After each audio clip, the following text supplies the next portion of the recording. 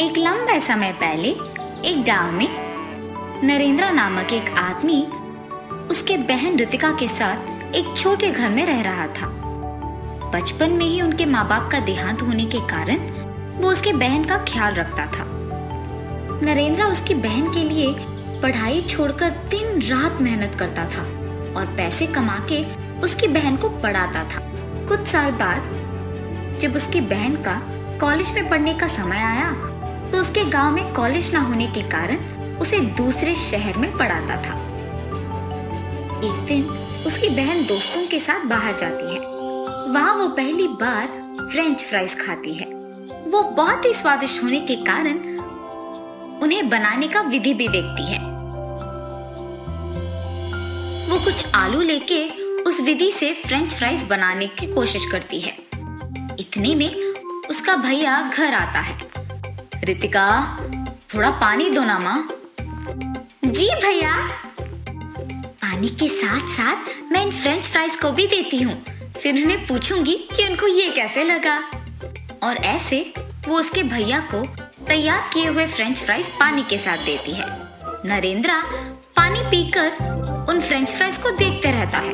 तब रितिका, भैया वो यूं ही घूरने के लिए नहीं है बल्कि खाने के लिए बने हैं, जरा खा के तो बताओ कि कैसे हैं। उसके बहन के ऐसे कहने पर ये ना जानने के बावजूद कि वो क्या है, नरेंद्र उन्हें खा कर कहता है, कैसे बनाया तुमने ये? बहुत ही स्वादिष्ट है। हमारे गांव में तो मैंने इसे कभी नहीं खाया। भैया इन्हें मैंने ही बनाया। और तब वो उसके भैया को जो कुछ भी हुआ बताती है। भैया मेरे पास एक अच्छा विचार है। क्या है वो रितिका? हमारे गांव में फ्रेंच फ्राइज के बारे में किसी को भी नहीं पता है, इसीलिए हम एक फ्रेंच फ्राइज का दुकान लगा के इन्हें बेचेंगे। तब बहुत लाभ होगा। बच्चे और बड़े इसे एक ही समान पसंद करेंगे और तुम्हें भी ज्यादा काम करने की जरूरत नहीं पड़ेगी। बात तो सही है, मगर इन्हें बनाना तो मुझे नहीं आता है ना रितिका। मुझे आता है ना भैया, मैं आपको इन्हें बनाना सिखाऊंगी। ठीक है माँ। और ऐसे वो अपने भैया को फ्रेंच फ्राइज बनाना सिखाती है। मुझे तो इन्हें बना के बेचना पसंद ही नहीं है, पर मेरे बहन के खातिर मैं ये करूंगा, तब उसे बहुत खुशी होगी। बेटा इन्हें बनाना तो बड़ा आसान है और हमारे गांव में भी आलू का दाम कम है। ये सब मैं तुम्हारे ही लिए कर रहा हूँ। ये कह के नरेंद्र आलू को खरीद के एक नया दुकान लगा के फ्रेंच फ्राइज बना के उन्हें बेचने लगता है। उसी तरफ जाते हुए सारे लोग फ्रेंच फ्राइज का एक नया दुकान दिखने पर वहीं जाकर खरीदने लगते हैं और उन्हें बहुत पसंद करते हैं।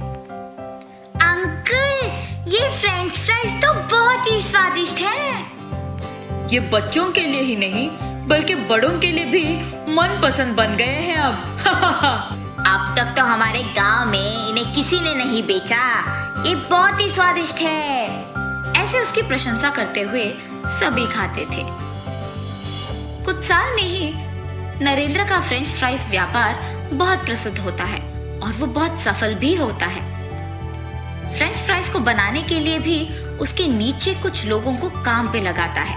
नरेंद्र को बहुत कम समय में व्यापार में इतना सफल होना देख गांव के लोग आश्चर्यचकित रह जाते हैं।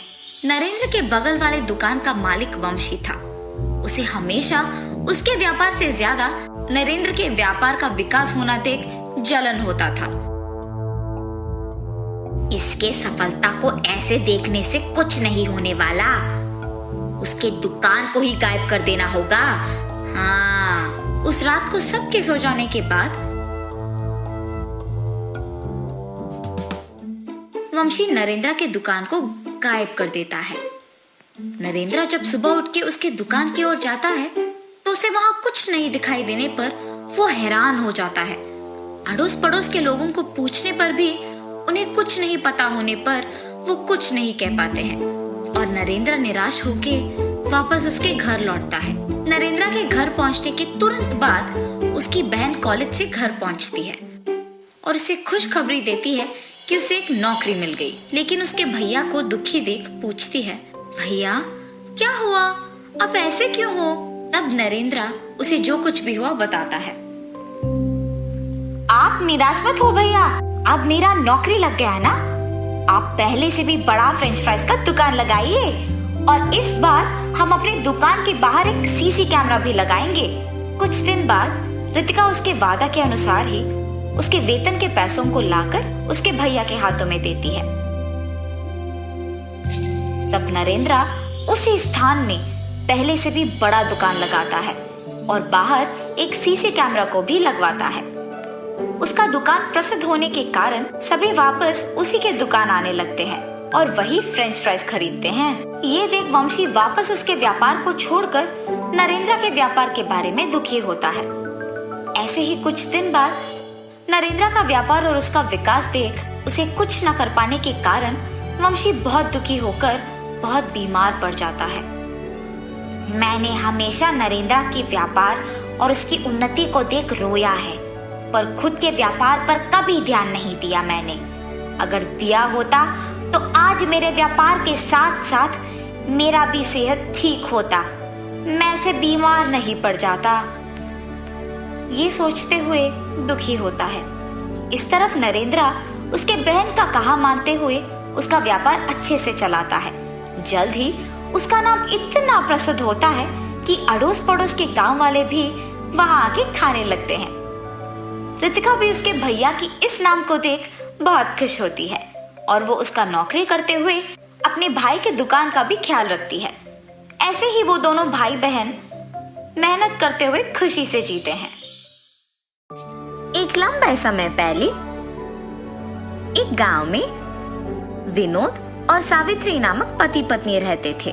उनके साकेत और प्रणवी नामक 2 बच्चे भी थे। विनोद एक छोटा नौकरी करता था।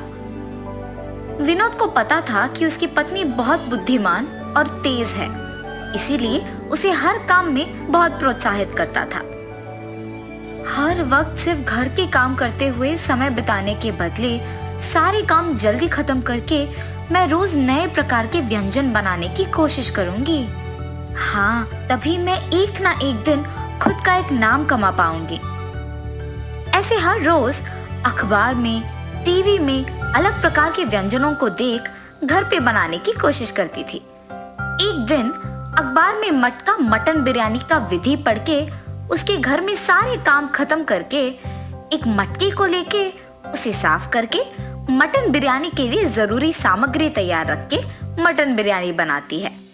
घर में मौजूद परिवार वालों को मटके में बिरयानी परोस के उसे स्वाद करने कहती है, ताकि वो ये जान सके कि उसका स्वाद कैसे है। उसके पति और बच्चे मटन बिरयानी का नाम सुनते ही उत्साहित होके खाना शुरू करते हैं। अखबार में जैसे दिया गया था वैसे ही बनाने पर मटन बिरयानी बहुत तीखा बनता है। माँ, मटन बिरयानी बहुत तीखा है, इसे खाना मुझसे नहीं होगा, ऐसे कह के चला जाता है और उसके पीछे ही प्रणवी और उसके पति विनोद भी चले जाते हैं। अपने परिवार वालों का उसके हाथ का बिरयानी ना खा पाना उसे बहुत निराश करती है। उसे दुखी देख उसके पति उसके पास आके कहते हैं, अरे सावित्री, क्यों दुखी हो? पहली ही बार में अगर इतना अच्छा आया तो अगली बार सोचो और कितना अच्छा आएगा।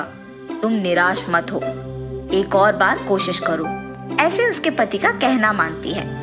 मेरे दुखी होने की कोई जरूरत नहीं है, मुझे मटन बिरयानी वैसे भी अच्छे से बनाना आता है और इसीलिए मटके में भी अच्छा ही बनाऊंगी। कुछ दिन बाद सावित्री वापस मटके में मटन बिरयानी बनाती है। आज का मटन बिरयानी मैंने अखबार में दिए हुए विधि के प्रकार नहीं, बल्कि सभी सामग्री को सही मात्रा में डालकर बनाया है। ऐसे सोच के सभी को बुला के मटका मटन बिरयानी परोसती है। माँ, इस बार मटन बिरयानी बहुत ही स्वादिष्ट है। हाँ माँ, बहुत ही स्वादिष्ट। सही में बहुत ही स्वादिष्ट है सावित्री, तुम्हारे हाथों में तो जादू है, तुम्हें तो एक होटल लगाना चाहिए। उसके पति के बातें सुनकर उन्हीं के बारे में सोचती रहती है। मेरे पति के बातों के अनुसार ही अगर मैं एक होटल शुरू करूं तो घर के सारे काम करने के बाद वैसे भी मैं दिन भर खाली ही रहती हूँ। ये फैसला करके अपने पति के पास जाती है। सुनिए, आपकी बातों के बारे में मैंने बहुत सोचा है। मैंने फैसला किया है कि मैं एक होटल शुरू करूंगी। आजकल का कोई भी होटल वैसे भी मटके का बिरयानी नहीं बेच रहे हैं, इसीलिए मैं मटका बिरयानी बना के बेचना शुरू करूंगी। सावित्री, तुम सही बात कर रही हो। मुझे भी ऐसा कभी नहीं लगा कि मटके का बिरयानी भी इतना स्वादिष्ट हो सकता है। इतना ही नहीं, तुम्हारे जितना अच्छा तो और कोई नहीं बना सकेगा। ऐसे वो एक होटल शुरू करने के लिए सभी तैयार करती है। एक होटल शुरू करती है। उस होटल को मटका मटन बिरयानी का बोर्ड लगा के बिरयानी बेचना शुरू करती है। जब वो मटका मटन बिरयानी बनाती है तो वो सुगंध उस तरफ से जाते हुए सबको आकर्षित करता है और मुड़ के देखने पर उन्हें वो बोर्ड दिखाई देती है। मटका में बना हुआ बिरयानी? मैंने तो ये कभी नहीं सुना। मटके में तो पानी भरते हैं ना, बिरयानी भी बनाते हैं क्या? पता नहीं यार, लेकिन सुगंध तो इतना अच्छा आ रहा है कि अभी खाने का मन कर रहा है। ऐसे कह के उस होटल को जाते हैं। होटल को आए हुए ग्राहक को वो गर्मा गर्म बिरयानी देती रहती है। मटका मटन बिरयानी मतलब हमने कुछ और ही सोचा, और ये तो बहुत ही स्वादिष्ट है। हाँ, मैंने भी इतना स्वादिष्ट बिरयानी अब तक नहीं खाया। हाँ यार, मटका मटन बिरयानी सच में बहुत स्वादिष्ट है। होटल को आए हुए सारे ग्राहक उसका अभिनंदन करते हैं। ऐसे सावित्री का शुरू किया मटका मटन बिरयानी होटल बहुत आगे बढ़ता है। उस गांव के जमींदार भी मटका मटन बिरयानी के बारे में सुनकर उनके घर में दावत के लिए वहीं से बिरयानी मंगवाते हैं। जमींदार की आज्ञा के प्रकार ही मटका मटन बिरयानी तैयार करके जमींदार के सेवक को देकर भिजवाती है। उस मटन बिरयानी को स्वाद करने के बाद उस दावत में सभी उसी बिरयानी के बारे में ही बात करते हैं। ऐसे उनका बनाया हुआ मटका मटन बिरयानी बहुत सारे गांव में इतना प्रसिद्ध होता है कि कोई भी दावत हो तो सभी सिर्फ वहां से मंगवाते हैं। ऐसे ही सावित्री उसके विचार के अनुसार खुद एक बहुत अच्छा नाम कमाती है और खुश रहती है।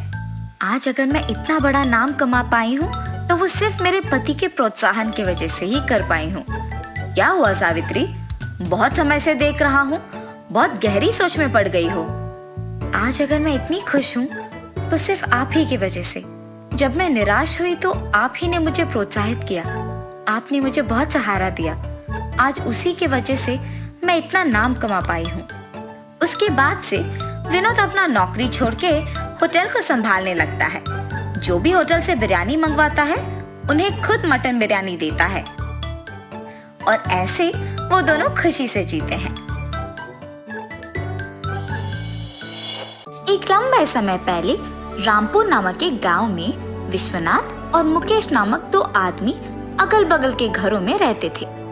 विश्वनाथ उनका सरकारी नौकरी छोड़कर घर पे ही रहते थे और मुकेश एक बीमा एजेंट की नौकरी करते थे। मुकेश के नित्या और राजेश नामक दो बच्चे थे। उनको बच्चों से बहुत प्यार होने के कारण वो उनके लिए सब कुछ लाके देता था। मुकेश को पौधों से भी बहुत प्यार था, इसीलिए वो उसके घर के सामने के बागीचे में अलग प्रकार के पौधे उगाता था। विश्वनाथ अकेले रहता था और इसी कारण उसे पता नहीं चलता था कि वो क्या करे और यूं ही दुखी रहता था। मैं ऐसे खाली ही पड़ा रहूंगा तो ऐसे ही सोच में पड़ के दुखी हो जाऊंगा, इसीलिए मुझे अपने आप को व्यस्त रखने के लिए कुछ काम करना होगा। ऐसे वो काम की सोच में पड़ जाता है। हाँ, अगर मैं अपने घर के सामने एक बागीचा बनाऊंगा तो उनमें अलग प्रकार के पौधे लगाकर उन्हें बेच सकूंगा और इतना ही नहीं, मेरा सारा वक्त पौधों को संभालने में ही जाएगा। ये फैसला करके वो पौधों को लाके उन्हें उसके घर के सामने के बागीचे में लगाता है और उन्हें बेचना शुरू करता है। उसके पास अलग प्रकार के पौधे मिलने के कारण सभी उसी के पास आके पौधे खरीदते थे।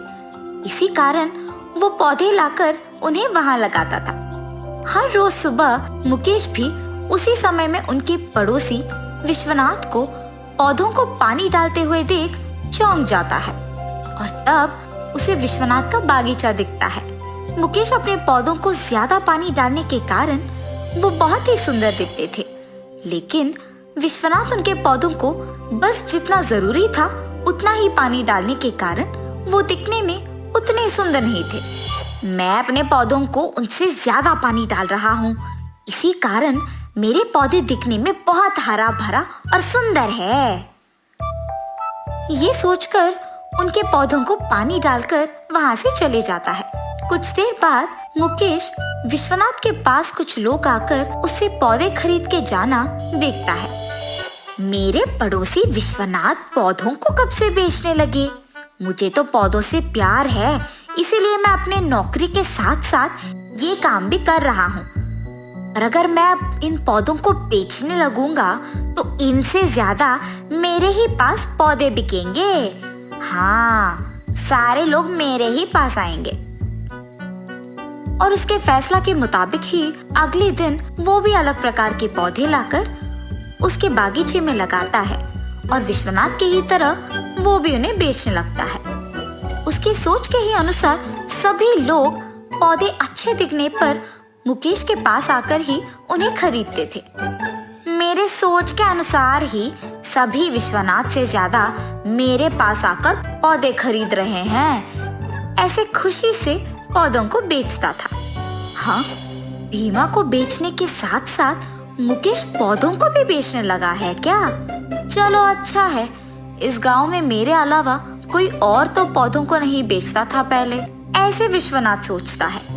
उन दोनों का व्यापार अच्छा चलने पर दोनों खुश रहते हैं और ऐसे बहुत दिन गुजर जाते हैं। एक रात को अचानक एक भयानक तूफान शुरू होता है। अरे रे, इस डरावने तूफान की वजह से न जाने मेरे पौधों का क्या ही हाल होगा। हाय भगवान। ऐसे उसके पौधों के बारे में परेशान होते हुए मुकेश सोता है। सुबह उठते ही वो सबसे पहले उसके पौधों को देखने जाता है। पौधे सारे नीचे पड़े हुए और जड़ों से बाहर आके नष्ट हुए होते हैं। उन्हें देख मुकेश बहुत दुखी होता है। इतने में विश्वनाथ भी उसके पौधे देखने आता है। हम दोनों हर रोज सुबह एक ही समय में पौधों को पानी डालते थे, न जाने उनके पौधों का क्या हाल है। और विश्वनाथ के पौधे देखने जाता है। उनके पौधों को सीधे और अच्छे होते देख दंग रह जाता है। उनसे तो ज्यादा पानी मैं अपने पौधों को डालता हूँ, उनसे ज्यादा मेरे ही पौधे दिखने में अच्छे हैं, लेकिन मेरे ही पौधे नष्ट हो गए हैं और इनके पौधे तो सही सलामत हैं। ये कैसे मुमकिन हो सकता है? इस सोच में पड़ जाता है और निराश हो जाता है। शुक्र है कि मेरे पौधों को इस तूफान से कोई नुकसान नहीं पहुंचा। इन पौधों को सही मात्रा के पानी डालने के कारण ही ये इतने दृढ़ता से तूफान को सह पाए हैं। न जाने मुकेश के पौधों का क्या हाल है। तब वो देखता है कि मुकेश के सारे पौधे नष्ट हो गए और मुकेश को निराश होकर ऐसे बैठे हुए देखता है। बेचारा, शायद इसीलिए निराश बैठा होगा कि उसके पौधे सारे नष्ट हो गए। ये सोचकर अंदर चले जाता है। उसके बाद से सभी सिर्फ विश्वनाथ के पास से पौधे खरीद के जाते थे। बहुत दिन हो जाने के बाद भी मुकेश न जाने क्यों नए पौधे लाके नहीं बेच रहा। और ऐसे वो मुकेश के पास जाता है। मुकेश को ऐसे दुखी ही बैठे हुए देख विश्वनाथ पूछता है, मुकेश, क्या पौधे नष्ट हो जाने के कारण तुम ऐसे दुखी बैठे हो?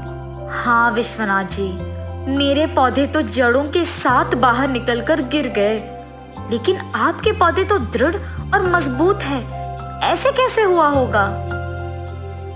मैं अपने पौधों को बस उनके लिए जितना काफी है उतना ही पानी डालता हूँ, इसी कारण वो बहुत मजबूत बने और उस भयानक तूफान के कारण भी नहीं गिरे। हम अगर हमारे पौधों को उनकी जरूरत से ज्यादा पानी डालेंगे तो वो दृढ़ता से नहीं रहेंगे, इसीलिए हमें पौधों को कोई भी मुसीबत का सामना करने के लिए तैयार करना होगा। इस बार आप मेरे तरीके का इस्तेमाल करके अपने पौधों को लगाइए हम दोनों मिलकर उनका ख्याल रखेंगे। ठीक है विश्वनाथ जी, आपके कहे के अनुसार ही करूंगा। ये कह के वो वहां से चले जाते हैं। मुकेश तब नए पौधों को लाके उसके बागीचे को साफ करने निकलता है। अगर मैं बागीचे को अकेले साफ करूंगा तो बहुत समय लग जाएगा। और तब वो उसके बच्चों को बुलाता है। जी पापा, चलो आओ बेटा, इस बागीचे को साफ करने में मेरी मदद करो। पर पापा, हमें तो ये सब करना नहीं आता, आप हमें सिखाइए और हम आपका कहाँ मानेंगे। ठीक है बेटा, बस मैं जैसे करता हूँ वैसे ही करो। वो तीनों मिलके बागीचे को साफ करते हैं। ये सब देख विश्वनाथ जी, पौधों के मामले में ही नहीं बल्कि बच्चों के मामले में भी हमें यही करना है। उन्हें ऐसे बड़ा करना है कि वो कोई भी मुसीबत का सामना कर पाए, तभी वो सारा काम करना सीखेंगे। अगर लाड ज्यादा करेंगे तो जब उन पे मुसीबत का साया पड़ेगा तो वो कमजोर पड़ जाएंगे और उसका सामना नहीं कर पाएंगे। इसीलिए उन्हें भी दृढ़ और मजबूत बनाना होगा ताकि वो हर मुश्किल का सामना कर पाए। तब से मुकेश विश्वनाथ जी के सलाह के अनुसार बच्चों का और पौधों का अच्छा ख्याल रखते हुए उन्हें हर मुसीबत का सामना करने के लिए तैयार करते हैं और वो सभी खुशी से उनका जीवन बिताते हैं। तो इस कहानी का नैतिक क्या है? अगर हम इन पौधों को बच्चे समझेंगे तो इस कहानी से आपको ये समझ आएगा कि बच्चों को प्यार के साथ ही मुसीबत का सामना करने के लिए तैयार करना बहुत जरूरी है। अगर उन्हें कोई काम नहीं करने देंगे या सिखाएंगे नहीं तो वो भविष्य में अपने आप कुछ नहीं कर पाएंगे और मुश्किलों का सामना नहीं कर पाएंगे। इसीलिए उन्हें प्यार, अनुशासन और शिक्षण सब कुछ सही मात्रा में सिखाना जरूरी है। चंद्रबाबू पैसे कमाने के लिए हैदराबाद जाता है। वहाँ एक व्यापार शुरू करने के लिए गहरी सोच में पड़ जाता है। चाय पीने के लिए बाइक पे निकलता है। सर्कल के पास ट्रैफिक पुलिस कुछ लोगों को समझाते रहता है। उसी तरफ जाते हुए चंद्रबाबू को पुलिस पकड़ लेता है। सर क्या हुआ, आपने मुझे क्यों पकड़ा? तुमने हेलमेट नहीं पहना और वो कानून के खिलाफ है, इसीलिए मैंने तुम्हें रोका है। गलती हो गया है सर, इस बार के लिए माफ कर दीजिए। ठीक है, फाइन भर के जाओ। फाइन कितना है सर? 500। उसके बाद चंद्रबाबू चाय पीने के लिए जाता है। चाय पीते हुए उसे एक विचार आता है, वैसे तो मैं यहाँ एक व्यापार शुरू करने के लिए आया हूँ ना, तो क्यों ना मैं एक हेलमेट का दुकान खोलूं। चंद्रबाबू का दुकान तैयार हो जाता है और खुलने के बाद हर रोज बहुत सारे ग्राहक आते हैं। इसीलिए वो एक भरोसेमंद को दुकान में काम करने के लिए लगाता है। उसका नाम संतोष है। मैं बाहर काम पे जा रहा हूँ संतोष। जी साहब, मैं यहाँ दुकान संभालूंगा। ऐसे कुछ दिन बीत जाते हैं। उसका व्यापार अच्छा चल रहा था और बहुत लाभ भी आता है। लाभ को देख संतोष लालची बन जाता है। हमेशा की तरह चंद्रबाबू जब कुछ काम पे बाहर जाता है तो उस समय में संतोष कुछ पैसे चुरा लेता था दुकान से और चंद्रबाबू को कोई शक नहीं होता है। ऐसे ही कुछ दिन गुजर जाते हैं। संतोष, तुम्हारा वेतन कम है ना? जी साहब। ठीक है, अब से तुम्हारा वेतन होगा 10,000 रुपए। बहुत बहुत शुक्रिया साहब। अब से इस दुकान का ख्याल तुम्हें ही रखना होगा, ठीक है? मुझे गांव जाना होगा, वहां कुछ काम है। 10 दिन बाद आऊंगा। जी साहब, आपके आने तक मैं दुकान का बहुत अच्छा ख्याल रखूंगा। चंद्रबाबू के गांव जाने के बाद हर रोज के पैसे में से आधा संतोष ले लेता था।